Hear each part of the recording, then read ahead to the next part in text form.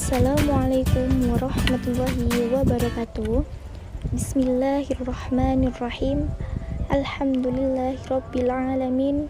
Wassalatu wassalamu ala asyrafil anbiya'i wal mursalin sayyidina wa maulana Muhammadin wa ala alihi wa sahbihi ajma'in. Yang terhormat Ibu Siti Khairun Nisa selaku dosen pengampu mata kuliah pembelajaran Akidah Akhlak serta teman-teman PAI 5C yang berbahagia. Pertama-tama, marilah kita panjatkan puji syukur kehadirat Allah Subhanahu wa Ta'ala yang telah melimpahkan rahmat, nikmat serta karunia-Nya kepada kita sehingga kita diberikan umur yang manfaat, barokah fid dunya wal akhirah. Selanjutnya, sholawat serta salam semoga tetap tercurah kepada junjungan kita Nabi Muhammad SAW.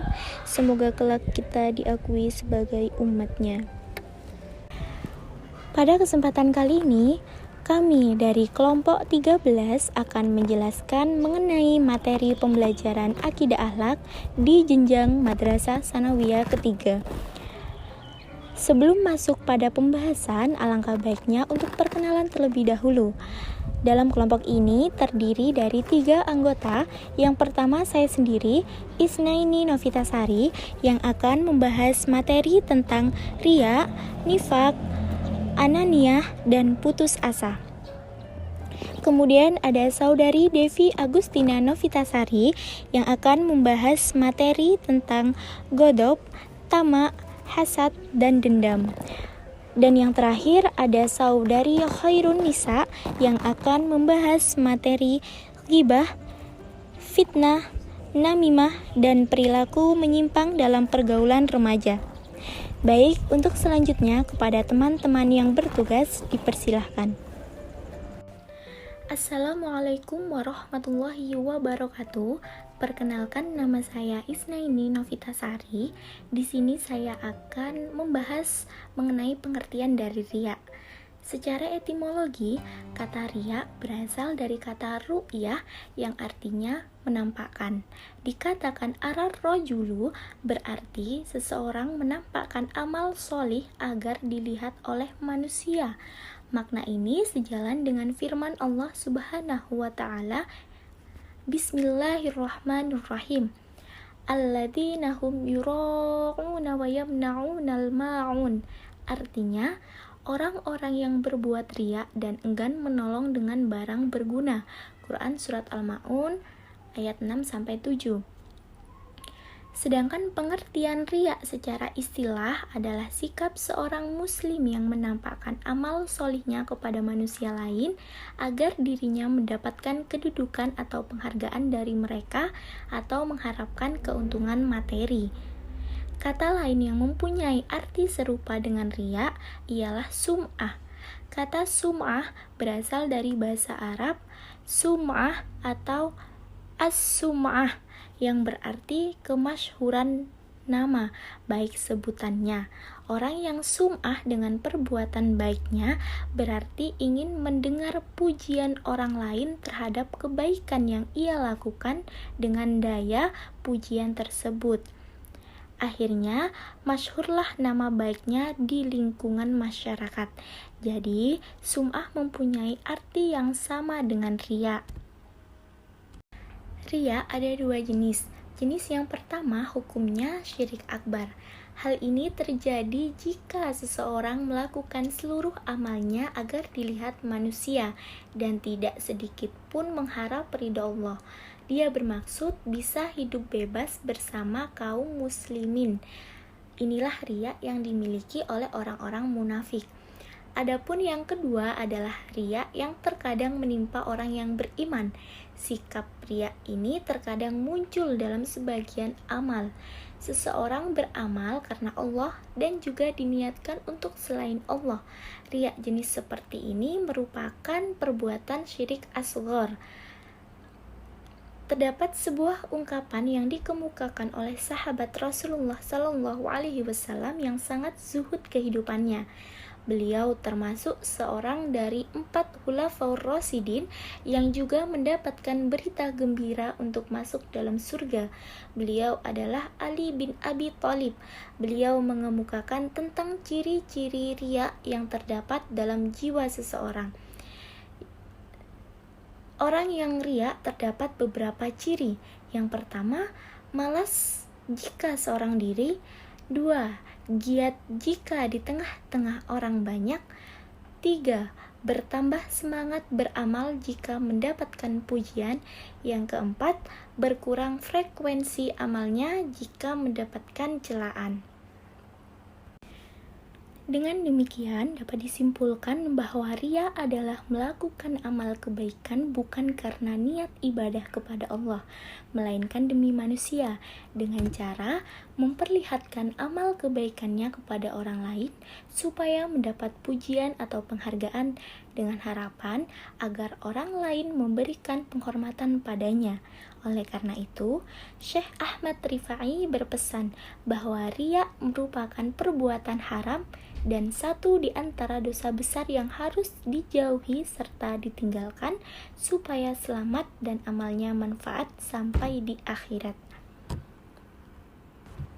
Selanjutnya mengenai pengertian dari nifak. Nifak secara bahasa berarti ketidaksamaan antara lahir dan batin. Jika ketidaksamaan itu dalam hal keyakinan, hatinya kafir, tapi mulutnya mengatakan beriman, maka ia termasuk nifak i'tiqadi. Orang yang mempunyai sifat nifak disebut munafik. Munafik sering bersikap tidak menentu, susah diketahui kebenaran ucapannya, sebagaimana susahnya mengetahui tembusan lubang tikus di padang pasir. Kemunafikan pada dasarnya adalah salah satu sifat batiniah yang dengan cepat menguasai jiwa manusia. Banyak orang yang tidak menyadari bahwa dirinya terkena penyakit batiniah itu. Bahkan mereka merasa apa yang diperbuatnya adalah sesuatu kebaikan.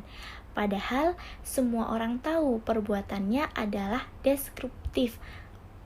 Ada 2 jenis nifak, yakni nifak akbar yang disebut juga nifak i'tiqadi dan nifak amaliyah. Yang pertama, nifak i'tiqadi atau keyakinan. Nifak i'tiqadi yaitu nifak besar, di mana pelakunya menampakkan keislaman tetapi menyembunyikan kekufuran. Jenis nifak ini menjadikan keluar dari agama dan pelakunya berada di dalam kerak neraka. Allah menyifati para pelaku nifak ini dengan berbagai kejahatan seperti kekufuran, ketiadaan iman, mengolok-olok agama dan pemeluknya, serta kecenderungan kepada musuh-musuh untuk bergabung dengan mereka dalam memusuhi Islam. Orang-orang munafik jenis ini senantiasa ada pada setiap zaman, lebih-lebih ketika tampak kekuatan Islam dan mereka tidak mampu membendung secara lahiriah. Kemudian yang kedua ada nifak amali atau perbuatan. Nifak amali yaitu melakukan sesuatu yang merupakan perbuatan orang-orang munafik tetapi masih tetap ada iman di dalam hatinya. Nifak jenis ini tidak mengeluarkan dari agama, tetapi merupakan wasilah kepada yang demikian. Pelakunya berada dalam iman dan nifak. Lalu jika perbuatan nifaknya banyak, maka akan bisa menjadi sebab terjerumusnya dia ke dalam nifak yang sesungguhnya. Pembahasan selanjutnya mengenai ananiyah. Kata ananiyah berasal dari kata ana dalam bahasa Arab berarti aku. Jadi sifat ananiyah adalah sikap yang mementingkan diri sendiri atau bisa juga disebut dengan sikap egois. Orang yang bersifat ananiyah biasanya kurang memperhatikan orang lain dan sering takabur, sehingga cenderung tidak disukai oleh teman atau orang lain.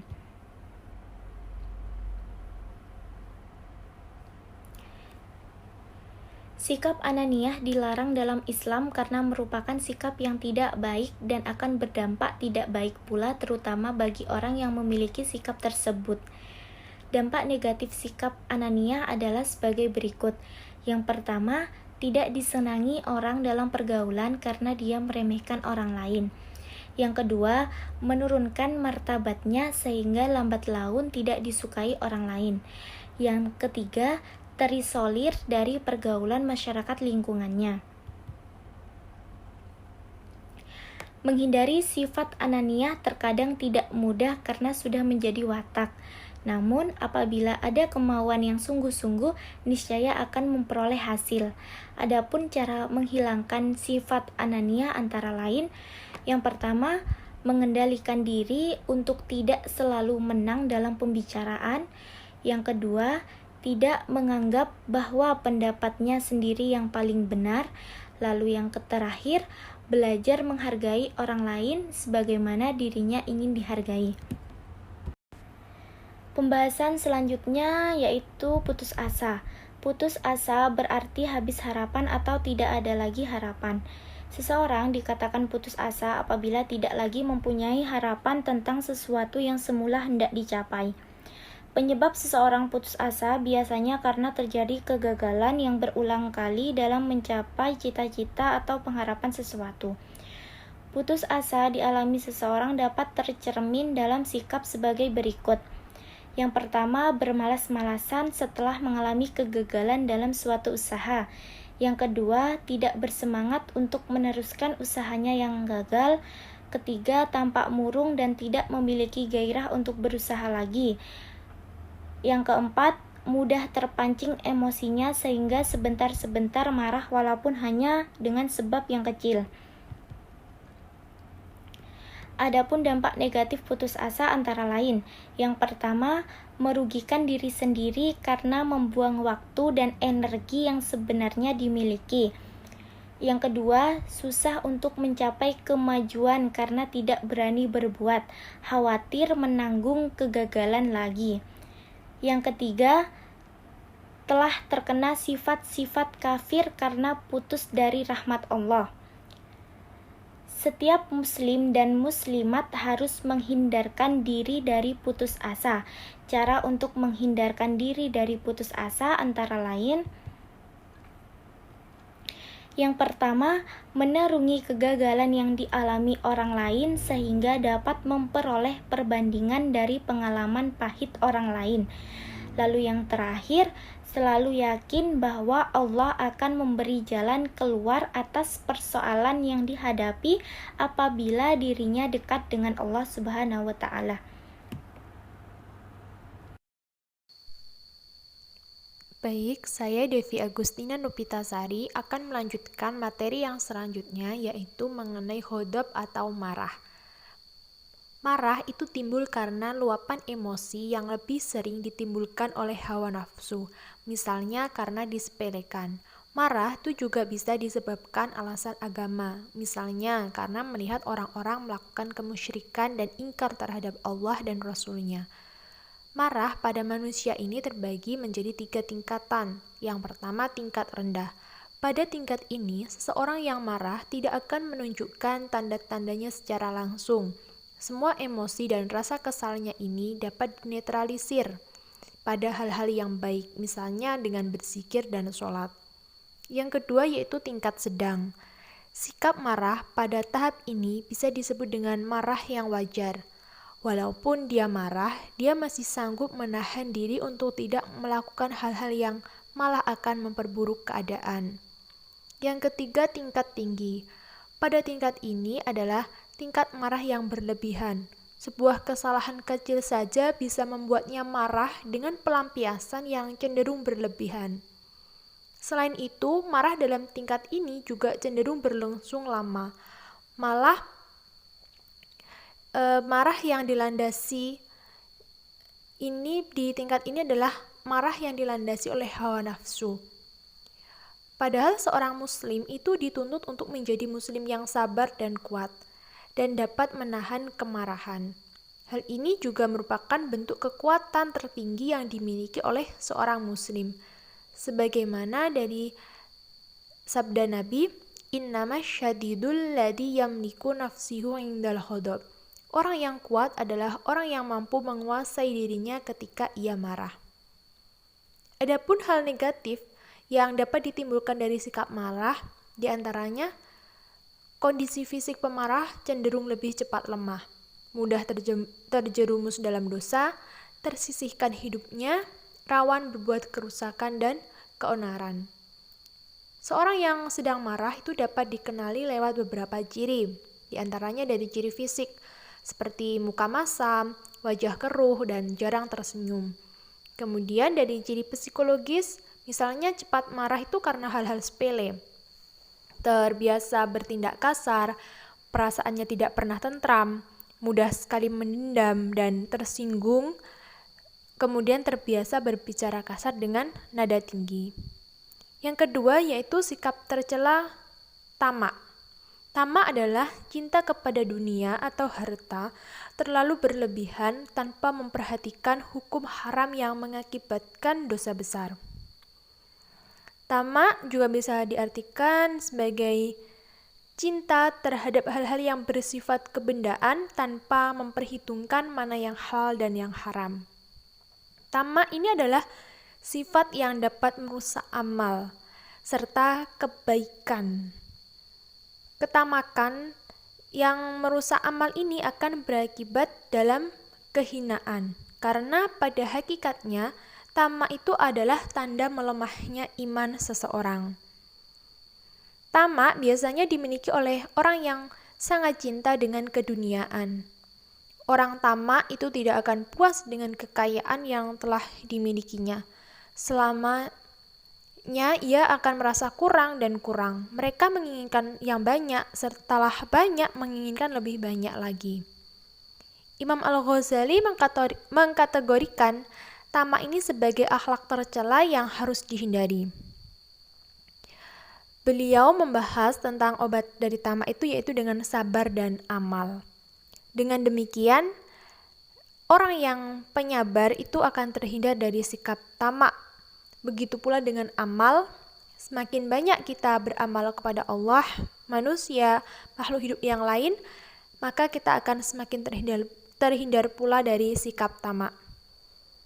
Yang ketiga yaitu sifat tercela hasad. Hasad adalah perasaan dengki atau iri hati jika melihat orang lain itu memiliki kelebihan dan keuntungan lebih dibanding dirinya. Timbulnya hasad pada diri seseorang itu dapat ditandai dengan perasaan tidak suka yang tumbuh di hatinya kepada orang lain. Untuk memuaskan rasa tidak suka ini, dia akan selalu mencari-cari kesalahan dan kekurangan seseorang. Lebih daripada itu, orang yang berhasad juga suka melakukan hal-hal yang mengganggu ketentraman orang yang tidak disukai. Oleh karena itu, seorang yang beriman ini dianjurkan untuk menghindarkan segala penyakit hati termasuk hasad ini. Karena tidak ada kebaikan yang ditimbulkan, justru akan memberikan dampak negatif bagi orang lain dan dirinya. Orang yang mempunyai sikap hasad ini, hidupnya cenderung tersiksa. Ia juga akan selalu suudzon kepada orang lain. Hasad ini adalah penyakit hati yang sangat berbahaya di antara penyakit hati lainnya. Maka hal ini harus kita hindari karena penyakit ini akan menghasilkan rasa iri dengki, permusuhan antar individu. Adapun dampak negatif dari sifat hasad antara lain, pertama, hatinya akan selalu sesak karena keberuntungan dan kebaikan yang dimiliki orang lain. Ia merasa iri dengan keberuntungan dan kebaikan yang dimiliki oleh orang lain. Yang kedua, hidupnya tidak akan tenang dan berkecukupan karena ia selalu merasa kurang. Yang tiga, hasad akan membuat hati sulit menerima kebenaran dan selalu berprasangka buruk.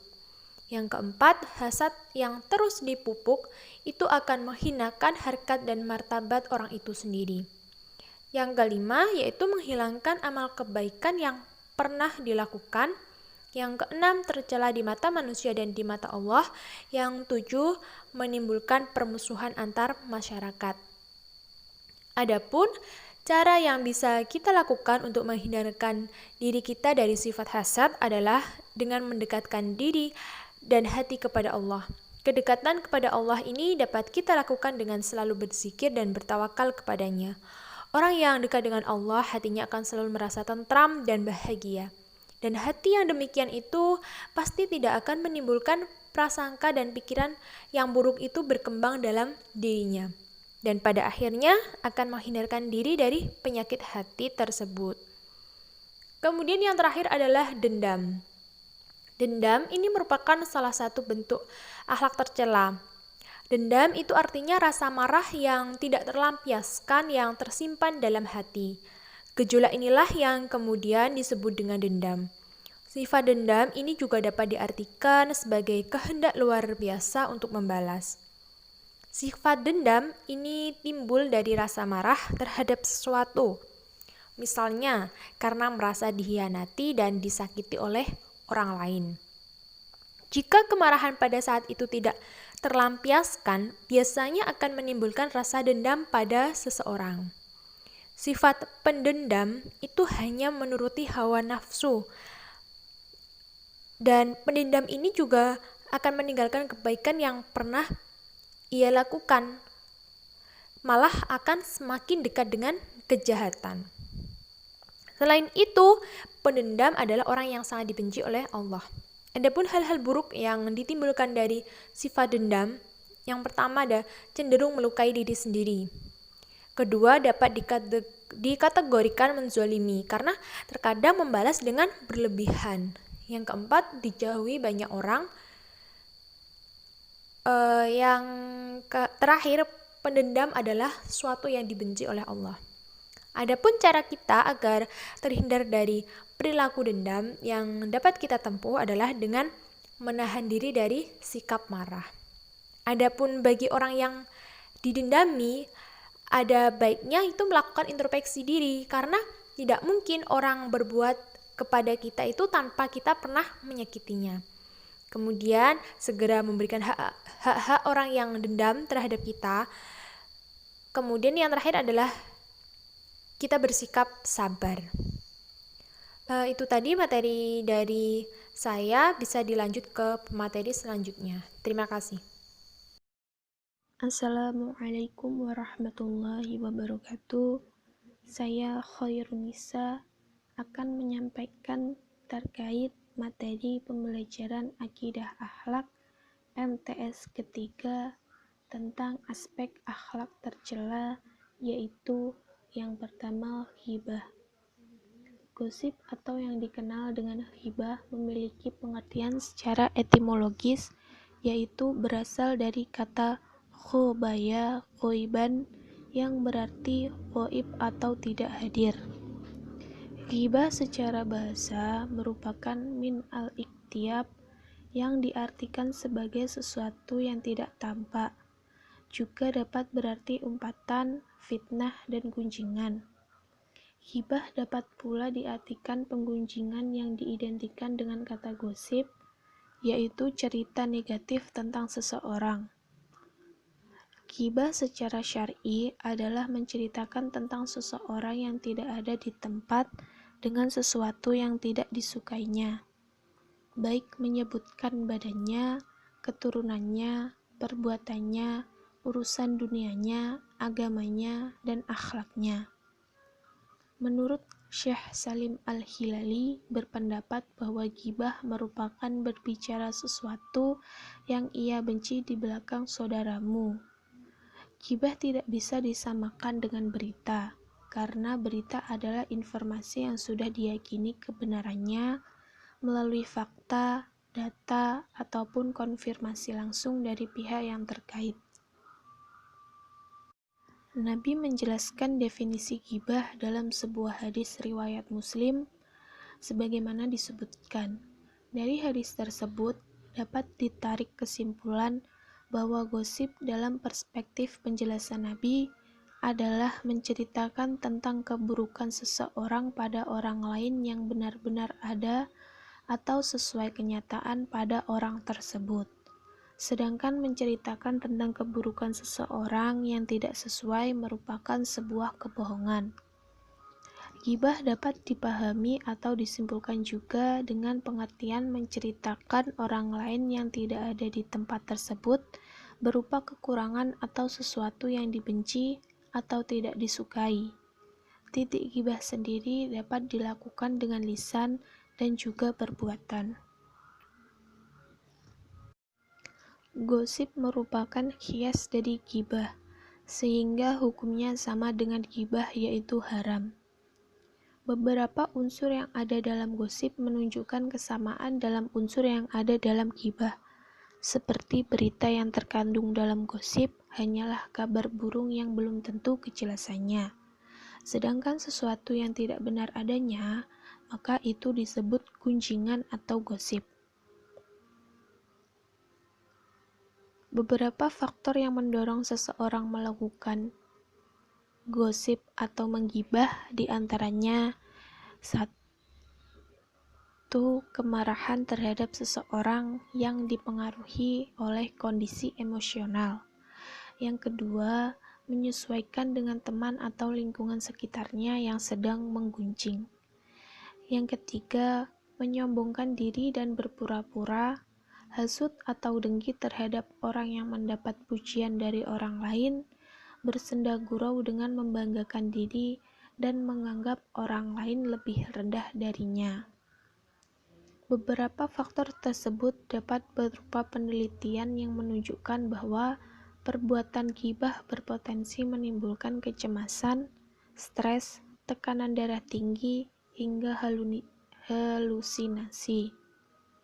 Dari beberapa sebab tersebut, ghibah dapat dilakukan dalam kesadaran atau tidak sadar. Namun, semuanya kembali pada dasar hukum awal, menggunjing atau menggosip yang haram. Dikarenakan ghibah bisa saja terjadi secara sadar atau tidak sadar, maka untuk menebus dosanya dapat dilakukan dengan penyesalan yang ditunjukkan dengan meminta maaf kepada orang yang digunjingkan. Hal demikian pernah dikatakan oleh Atta Ibnu Rabbah bahwa tobat dari dosa menggunjing adalah dengan datang kepada orang yang digunjingkan dengan mengatakan padanya atas kedustaan atau kezaliman yang dilakukannya terhadap orang tersebut. Jika ia berkehendak membalasnya, maka harus diterima. Dan jika ia tidak berkehendak membalasnya, maka minta maaflah kepadanya. Perkataan Atta Ibnu Rabbah tersebut menunjukkan bahwa seseorang harus bertanggung jawab atas segala apapun yang telah dilakukannya. Apabila ia termasuk orang yang bertanggung jawab, maka sudah seharusnya tidak membicarakan kejelekan orang lain di belakangnya, melainkan langsung membicarakan di depannya, supaya menjadi koreksi bagi orang tersebut. Kemudian sikap yang tidak baik bagi orang yang digunjingkan adalah tidak membalas kejelekan orang lain dengan kejelekan, melainkan dibalas dengan kebaikan, yaitu dengan memaafkannya, bahkan mendoakannya, karena kejelekan tidak harus dibalas dengan kejelekan. Ada beberapa ayat Al-Quran yang menggambarkan saksi bagi pelaku atau seseorang yang melakukan ghibah.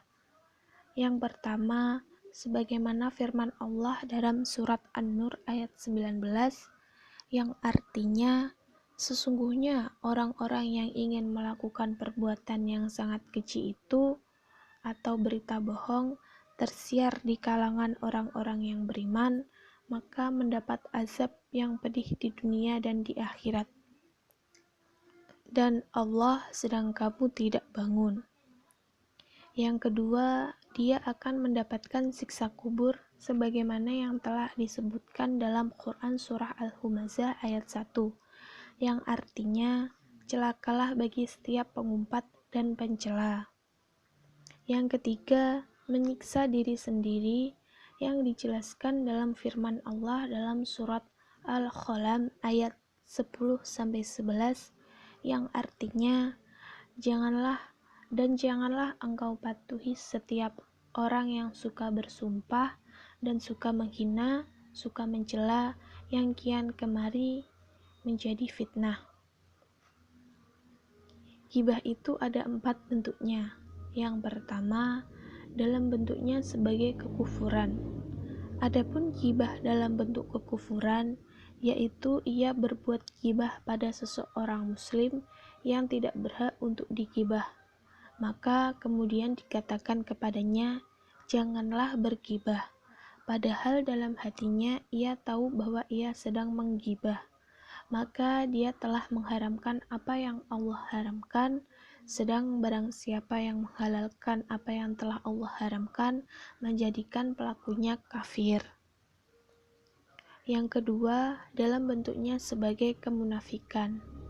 Adapun dalam bentuknya sebagai kemunafikan, yaitu ketika ia berbuat ghibah untuk orang tertentu tanpa menyebut nama orang tersebut. Yang ketiga, dalam bentuknya sebagai maksiat. Adapun ghibah dalam bentuknya sebagai maksiat, yaitu apabila seseorang menggibahi seseorang dengan menyebut nama dan dia mengetahui bahwa ia melakukan maksiat dengan menggibah tersebut, maka dengan ini merupakan perbuatan maksiat.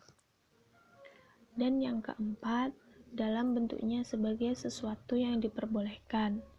Adapun bentuk keempat, yaitu menggibah orang-orang yang fasik, yang terang-terangan menampakkan kefasikannya, atau para perayu. Tetapi perkara ini kita tetap harus berhati-hati. Jangan sampai hanya berdasarkan prasangka semata. Adapun cara mengobati penyakit ghibah ialah menyadarkan orang yang menggibah bahwa perbuatannya itu memancing kemurkaan Allah. Kebaikan-kebaikannya akan berpindah pada orang yang digibah, dan jika ia tidak mempunyai kebaikan, maka keburukan orang yang digibah akan dipindahkan kepada dirinya.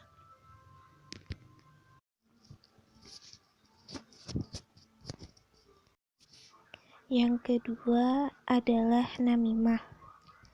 Istilah namimah, adu domba, adalah menyebarkan omongan kepada orang banyak yang berisi provokasi dan niat jahat. Kata adu domba atau namimah sering digunakan untuk menceritakan perkara orang lain kepada orang yang diajak berbicara dengan tujuan mengadu domba, dan identik dengan kebencian dan permusuhan. Mengadu domba atau namimah itu diketahui tidak hanya terbatas dalam bentuk perkataan verbal saja, akan tetapi bisa berkaitan melalui tulisan, tanda, maupun isyarat. Dalam Al-Quran diharamkan atas tindakan berbuat namimah, sebagaimana firman Allah Subhanahu wa ta'ala, A'udzubillahi minasyaitonirrajim, Bismillahirrahmanirrahim, Hamazin masya'in bin namim, yang artinya yang banyak mencela, yang kian kemari menghambur fitnah. Quran Surah Al-Qalam ayat 11. Yang dimaksud dengan kalimat hamas dalam ayat ini adalah al-ayyab al-ata'an, atau orang yang suka mengungkap aib dan menyerang kehormatan orang lain, atau orang yang suka melakukan ghibah terhadap orang lain. Adapun yang dimaksud dengan masyisya bin namim adalah banyak melakukan perjalanan untuk merusak orang lain. Sebuah hadis muttafaq alaih dari Huzaifah bin Yaman radhiyallahu an, bahwa Rasulullah shallallahu alaihi wasallam bersabda, tidak akan masuk surga orang yang suka mengadu domba atau namam. Kata namam dapat diartikan dengan orang yang suka mengadu domba, dengan menyebarluaskan perkataan dan berita palsu atau bohong. Adapun berkenaan dengan hilangnya kesempatan bagi seseorang namam untuk dapat masuk surga, maka ada dua kemungkinan, yaitu yang pertama, jika yang bersangkutan menganggap bahwa adu domba adalah halal, maka ia tidak akan masuk surga untuk selamanya. Yang kedua, jika yang bersangkutan melakukan adu domba, tetapi tidak menyadari bahwa perbuatan yang dilakukannya adalah haram, maka kesempatannya tidak akan masuk surga selamanya, bisa bersifat sementara jika Allah Subhanahu wa ta'ala mengampuni dosa-dosanya. Imam Muslim meriwayatkan dari Ibnu Mas'ud radhiyallahu an bahwa Rasulullah shallallahu alaihi wasallam bersabda, "Maukah kalian kuberitahu apakah gerangan al-ad itu? Ia sama dengan adu domba atau al-namimah."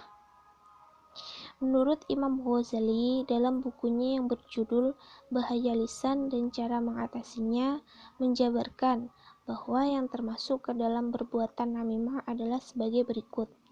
Yang pertama, mengadukan atau mengatakan suatu berita atau aib yang terjadi kepada seseorang kepada orang lain, sehingga orang tersebut timbul prasangka atau bisa jadi menimbulkan kebencian terhadap orang yang dibicarakan. Yang kedua, memprovokasi maupun menghasut pihak tertentu sehingga muncul konflik antara pihak yang dibicarakan dengan pihak yang diajak berbicara. Yang ketiga, berita tersebut merupakan berita yang diada-adakan, bisa juga benar terjadi, akan tetapi dibumbui dengan kata-kata yang mengadukan atau mengadu domba.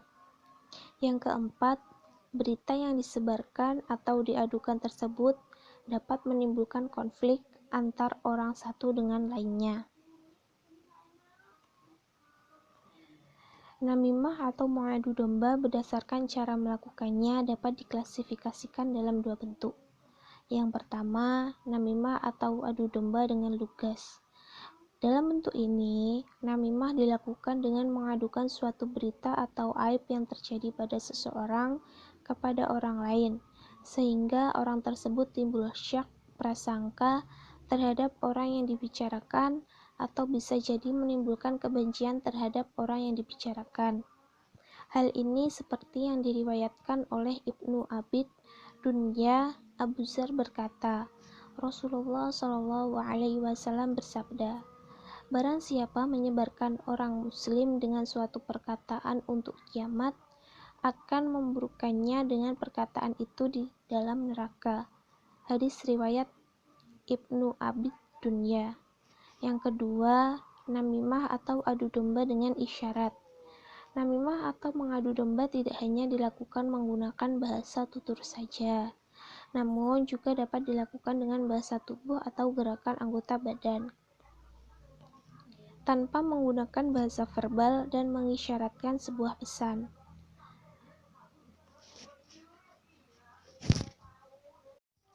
Di dalam Al-Quran terdapat ayat-ayat tentang mencegah, mengobati penyakit yang disebabkan oleh namimah, dan ini juga bisa dijadikan sebagai pengobatan dalam Islam untuk menyembuhkan semua aspek psikomatologi yang bersifat khusus atau berdasarkan nilai-nilai agama. Di antaranya, yang pertama adalah membaca Al-Quran.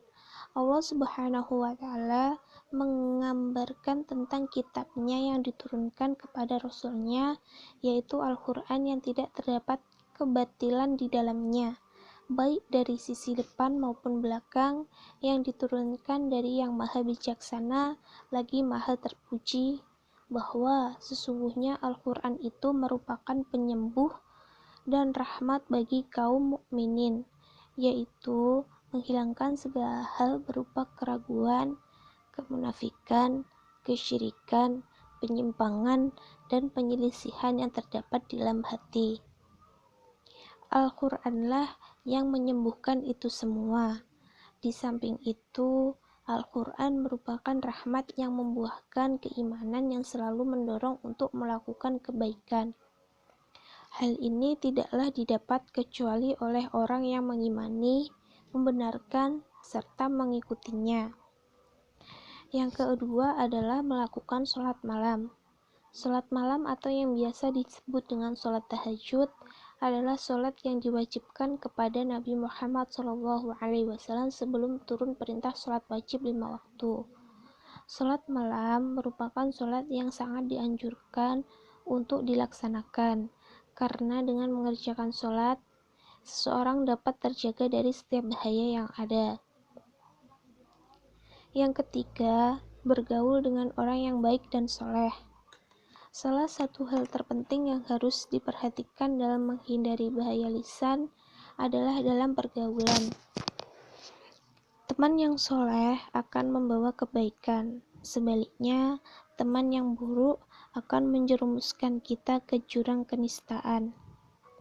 Rasulullah Shallallahu Alaihi Wasallam bersabda tentang pentingnya memilih teman. Perumpamaan teman yang soleh dan teman yang buruk adalah ibarat penjual minyak wangi dan peniup tungku. Penjual minyak wangi bisa memberimu tanpa kita harus membeli, atau paling tidak engkau akan mendapatkan bau harum darinya. Sedangkan peniup tungku bisa membakar pakaianmu, atau engkau akan mencium bau busuk darinya. Hadis riwayat Bukhari dan Muslim. Yang keempat, melakukan puasa. Sesungguhnya di antara amal soleh yang agung di sisi Allah adalah berpuasa, dan sungguh syara telah menganjurkan dan menghimbau kaum muslimin untuk melaksanakannya dan menjadikannya sebagai salah satu rukun Islam yang agung. Allah Subhanahu wa Ta'ala telah memberitahukan bahwa umat-umat terdahulu tidak pernah terlepas dari puasa tersebut. Sebab puasa dapat mendidik akhlak, mensucikan jiwa, dan mendidik kesabaran. Yang kelima adalah zikir. Diceritakan dari Muhammad ibnu Bashar, diceritakan dari Muhammad ibnu Yazid ibnu Kunais al-Makki berkata, saya telah mendengar Syaid ibnu Hasan al-Maksumi berkata, diceritakan dari Ummu Saleh, dari Sofiyah binti Syaibah, dari Ummu Habibah istri Nabi Shallallahu Alaihi Wasallam, dari Nabi Shallallahu Alaihi Wasallam bersabda, setiap perkataan Bani Adam akan membahayakan dirinya sendiri. Tidak ada yang bermanfaat baginya kecuali menyeru kepada kebaikan, melarang yang mungkar atau berzikir kepada Allah Subhanahu wa Ta'ala. Hadis riwayat Ibnu Majah.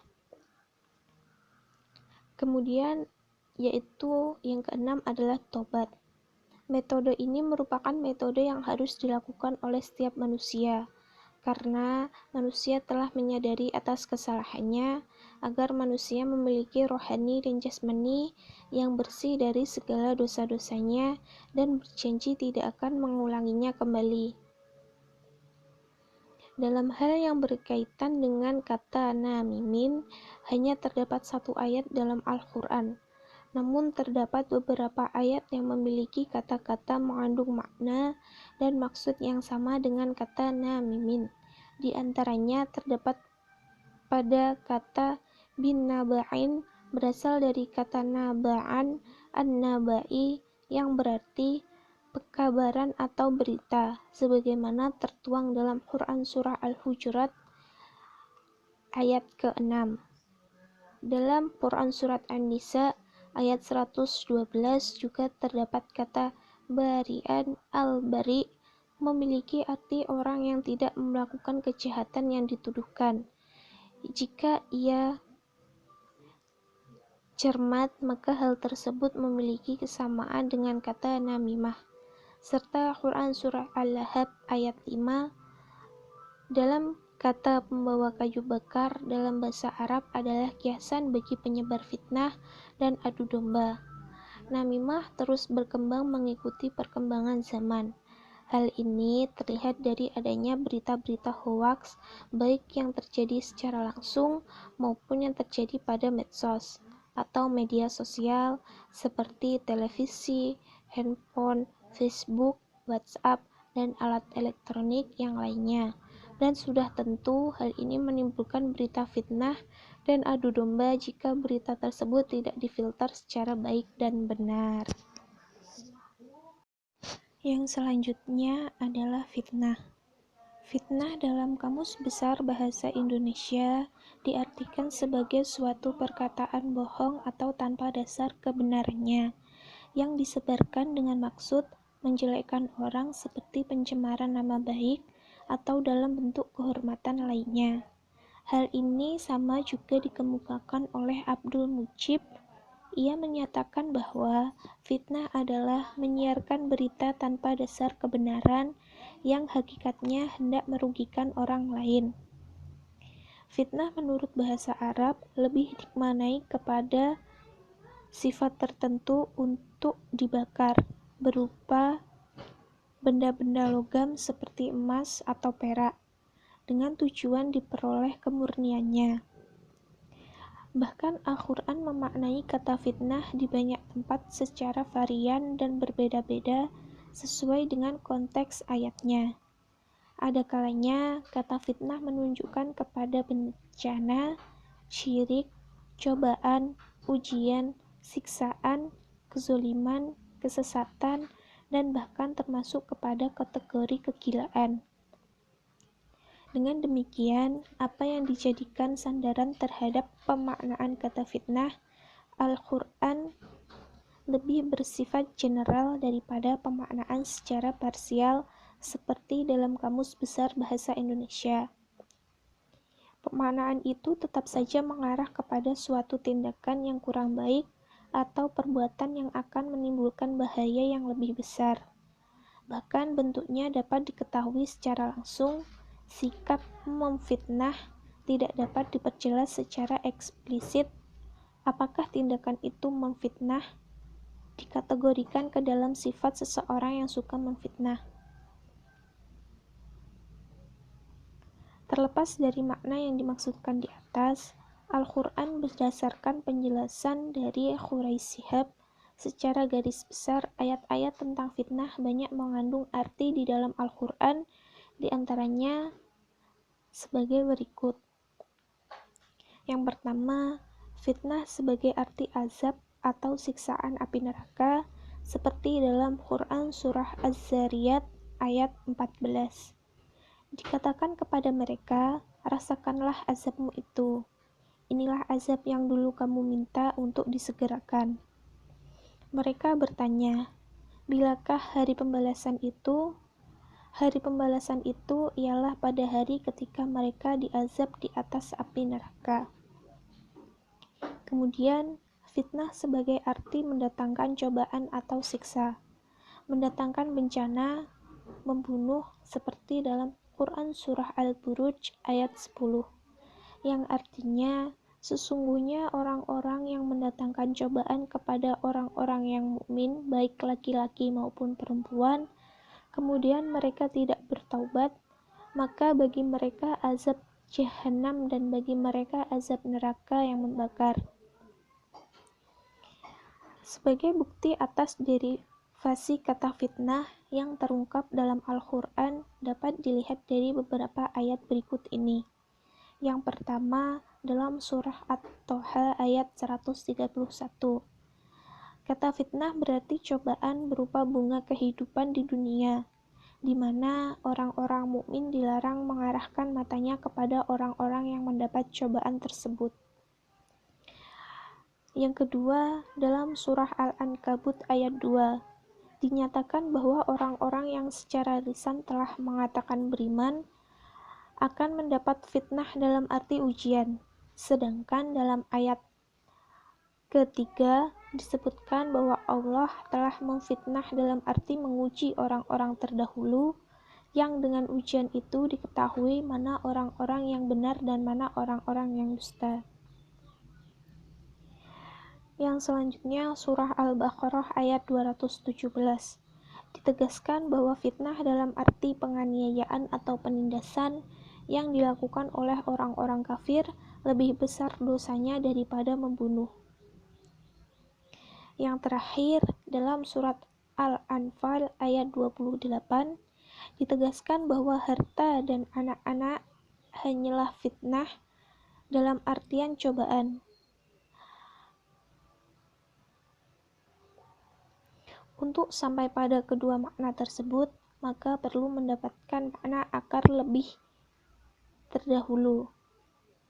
Kata fitnah itu berasal dari budaya bangsa Arab yang biasanya mengatakan, saya memanaskan perak atau emas, di mana maksud pernyataan ini adalah kadar kemurniannya atau juga untuk membedakan bagian keduanya, yang mana murni dan yang mana kotor. Demikian ide mendasari kata tersebut ialah pembakaran, kemudian secara implisit melahirkan unsur makna ujian. Terkait dengan tujuan dilakukannya pembakaran tersebut, satu aspek yang harus diingat bahwa makna dasar sebuah kata selalu akan terbawa kemanapun kata itu berada, dan merupakan inti konseptual kata tersebut. Oleh karenanya, tidak mengalami perubahan dalam sistem kata itu digunakan. Untuk itu, kata fitnah sepanjang digunakan dalam konteks karakteristik Al-Quran tentunya harus dipahami dari segi semua istilah yang terkait dengan tema ini. Sehingga tema ini memiliki warna khusus, kompleks, dan struktur makna tersendiri yang jauh lebih penting dari makna dasarnya. Sejumlah kalangan ahli tafsir, termasuk Al-Razi, ketika menafsirkan kata fitnah lebih mengarah kepada konstruksi Al-Quran daripada mencoba mengalihkan makna itu sendiri kepada yang lain. Maksud ini di mana interpretasi terhadap fitnah mengacu kepada sikap yang dilahirkan di luar kemampuan manusia. Oleh karena itu, di kalangan ahli tafsir menformalisasikan kata fitnah kepada sasaran yang disebutkan di antaranya adalah yang pertama, fitnah bermakna ujian. Kemudian, yang terakhir adalah perilaku menyimpang dalam pergaulan remaja. Menurut Pariyati Sudarman, bahwa pergaulan bebas terjadi karena ketidakmampuan seseorang dalam mengendalikan diri, juga minimnya kontrol sosial masyarakat terhadap pergaulan muda-mudi. Selain itu, juga disebabkan dangkalnya pemahaman akan arti cinta itu sendiri. Ciri-ciri dari pergaulan bebas adalah penghamburan harta untuk memenuhi keinginan seks bebasnya. Yang kedua, upaya mendapatkan harta dan uang dengan menghalalkan segala cara, termasuk dari jalan yang haram dan keji. Ketiga, menimbulkan perilaku munafik dalam masyarakat. Keempat, rasa ingin tahu yang besar. Kelima, terjadi perubahan-perubahan emosi, pikiran, lingkungan pergaulan, dan tanggung jawab yang dihadapi. Dan terjerat dalam pesta hura-hura ganja, putas, ekstasi, dan pil-pil, serta obat-obatan terlarang lainnya. Penyebab pergaulan bebas, ada banyak sebab remaja melakukan pergaulan bebas. Penyebab tiap remaja mungkin berbeda, tapi semuanya berakar dari penyebab utama, yaitu kurangnya pegangan hidup remaja dalam keyakinan atau agama dan ketidakstabilan emosi remaja.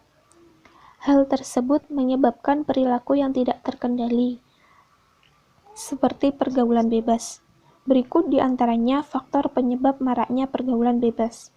Yang pertama, sikap mental yang tidak sehat. Sikap mental yang tidak sehat membuat banyaknya remaja merasa bangga terhadap pergaulan yang sebenarnya merupakan pergaulan yang tidak sepantasnya. Tetapi mereka tidak memahami karena daya pemahaman yang lemah, di mana ketidakstabilan emosi yang dipacu dengan penganiayaan emosi, seperti pembentukan kepribadian yang tidak sewajarnya dikarenakan tindakan keluarga ataupun orang tua yang menolak, acuh tak acuh, menghukum, mengolok-olok, memaksakan kehendak, dan mengajarkan yang salah tanpa dipegali dasar keimanan yang kuat bagi anak, yang nantinya akan membuat mereka merasa tidak nyaman dengan hidup yang mereka biasa jalani, sehingga pelarian dari hal tersebut adalah berdampak negatif, contohnya dengan adanya pergaulan bebas. Yang kedua, pelampiasan rasa kecewa, yaitu ketika seseorang remaja mengalami tekanan dikarenakan kekecewaannya terhadap orang tua yang bersifat otoriter ataupun terlalu membebaskan, sekolah yang memberikan tekanan terus-menerus, baik dari segi prestasi untuk remaja yang sering gagal maupun dikarenakan peraturan yang terlalu mengikat. Lingkungan masyarakat yang memberikan masalah dalam sosialisasi sehingga menjadikan remaja sangat labil dalam mengatur emosi dan mudah terpengaruh oleh hal-hal negatif di sekelilingnya.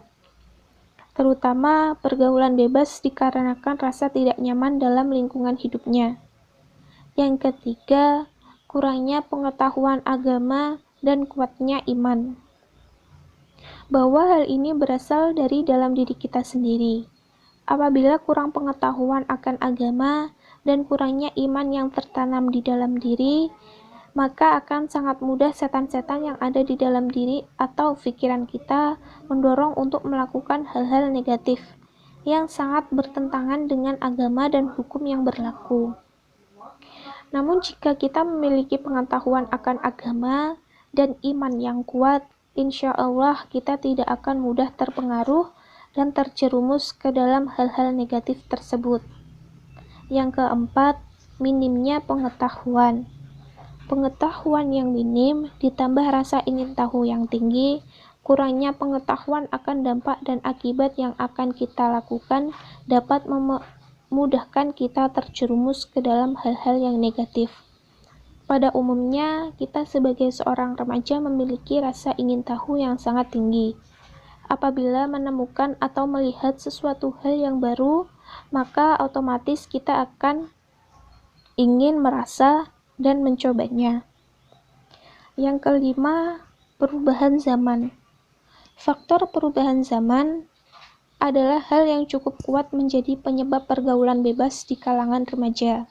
Karena di zaman sekarang ini banyak media yang mudah diakses oleh semua umur yang menyediakan tayangan-tayangan yang seharusnya tidak ditayangkan khusus orang dewasa. Namun karena rasa ingin tahu yang sangat tinggi, yang mendorong para remaja menggunakan atau melihat media untuk orang dewasa tersebut. Setelah melihat, otomatis rasa ingin tahu itu pun akan terus berkembang, seperti ingin mengetahui rasa dan ingin mencoba hal yang baru ia lihat. Oleh karena itu, pengawasan orang tua adalah hal yang sangat penting dalam faktor ini. Macam-macam pergaulan bebas menurut Suwarno Sarlito Wirawan dalam buku Psikologi Remaja, bahwa macam pergaulan bebas sebagai berikut. Yang pertama, penyalahgunaan narkoba dan alkoholisme. Seperti yang kita ketahui, narkoba dan minuman yang mengandung alkohol mempunyai dampak terhadap sistem saraf manusia yang menimbulkan semangat keberanian. Semua orang pun tahu bahwa narkoba dan alkohol itu dalam dosis yang berlebihan bisa membahayakan jiwa orang yang bersangkutan. Makin sering ia memakai narkoba atau minum-minuman beralkohol, makin sering ketergantungannya sehingga pada suatu saat tidak bisa melepaskan diri lagi.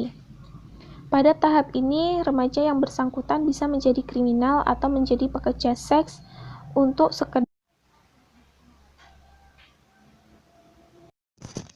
Yang ketiga adalah kehidupan malam.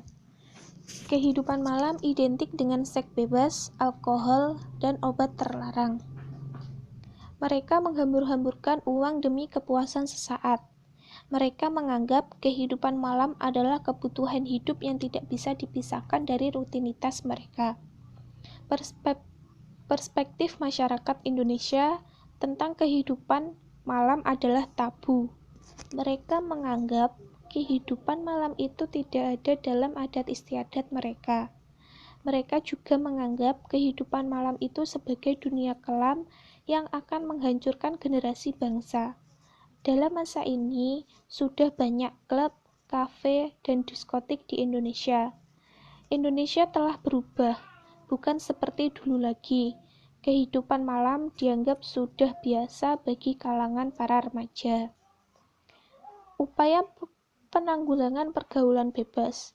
Setelah mengetahui tentang macam-macam pergaulan bebas yang dijabarkan di atas, maka sudah jelas bahwa bentuk apapun mempunyai akibat yang negatif bagi masyarakat, keluarga, maupun bagi dirinya sendiri. Jika dibiarkan begitu saja, akan mengakibatkan masa depan generasi muda menjadi suram. Oleh karena itu, perlu sekali adanya upaya penanggulangan pergaulan bebas. Adapun upaya tersebut sebagai berikut. Yang pertama adalah upaya tindakan preventif, yaitu tindakan yang dilakukan oleh pihak berwajib sebelum perbuatan yang menyimpang terjadi agar suatu tindak pelanggaran dapat dicegah.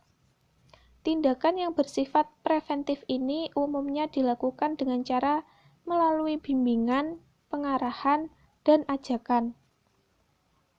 Atas dasar pengertian tindakan preventif tersebut, maka ruang lingkupnya ada dua, yaitu upaya bersifat umum yang terdiri dari usaha mengenal atau mengetahui ciri-ciri umum dan ciri-ciri khusus remaja, mengetahui kesulitan-kesulitan yang secara umum yang dialami oleh remaja, usaha-usaha pembinaan remaja yang mana dengan cara menguatkan sikap mental remaja supaya mampu menyelesaikan persoalan yang dihadapi, memberikan pendidikan bukan hanya dalam penambahan pengetahuan dan keterampilan saja, melainkan pendidikan mental pribadi melalui pengajaran agama, menyediakan sarana-sarana, dan menciptakan suasana yang optimal demi perkembangan pribadi yang wajar, usaha memperbaiki keadaan lingkungan sekitar, lingkungan sosial keluarga, maupun masyarakat, di mana terjadi banyak kenakalan remaja.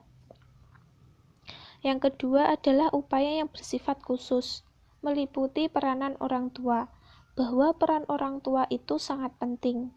Kini orang tua harus lebih canggih mendidik anak, lebih ilmiah, dan orang tua perlu membaca, mengikuti kursus atau ceramah yang berkaitan dengan urusan remaja, sehingga dapat menentukan posisi yang tepat demi kemajuan anak-anaknya.